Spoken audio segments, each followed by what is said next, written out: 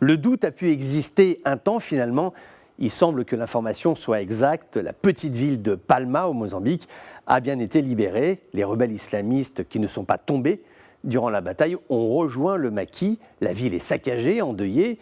Les habitants qui s'étaient réfugiés dans le secteur de l'aéroport n'ont pas bougé. Ils attendent de l'aide. La crainte est que des tireurs embusqués se cachent dans les décombres des maisons incendiées. Il reste également le sort de 11 000 habitants qui ont fui l'attaque du 24 mars. Certains sont bloqués à la frontière de la Tanzanie qui n'a pas accepté de les recevoir. D'autres se sont dispersés aux abords de la ville de Pemba. Pour l'instant, les autorités locales n'ont pas produit un décompte précis des victimes. Reste aussi à déterminer qui étaient les assaillants. Ceux que l'on nomme un peu rapidement les combattants islamistes au Mozambique.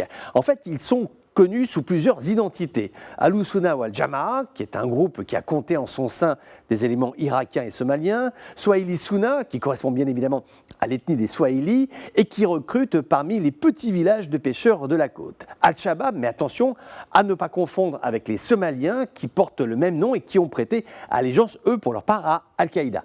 Enfin, Ansar al-Sunna, qui est un mouvement récent, au départ pratiquant un salafisme quiétiste, assez littéraliste, puis voici 3 ans, basculant dans la violence. Donc, les hommes qui ont attaqué Palma, à quel groupe appartenaient-ils, sachant qu'un autre point interroge, c'est le lien entre ces entités mozambicaines et le groupe État islamique. La revendication est valide, l'EI en est bien l'auteur, mais en est-il l'instigateur? Existe-t-il une stratégie africaine du chef du groupe de l'État islamique, Amir al-Maloua, surnommé le calife canari par les services secrets américains, parce qu'il a tout raconté quand il a été arrêté en 2008 avant d'être relâché. Bien, est-ce que al-Maloua est à la gouverne? Rien n'est moins sûr quand on se penche sur ces groupes islamistes. Une véritable dynamique africaine apparaît, résolument locale, je dirais même presque sociale, avec cette disparité entre la pauvreté du peuple et les ressources en gaz de la région qui représente une véritable mine d'or. Et quand la question est posée au gouverneur de Cabo Delgado, on lui dit « mais est-ce que ce type d'attaque va se reproduire ?» Il n'a pas répondu.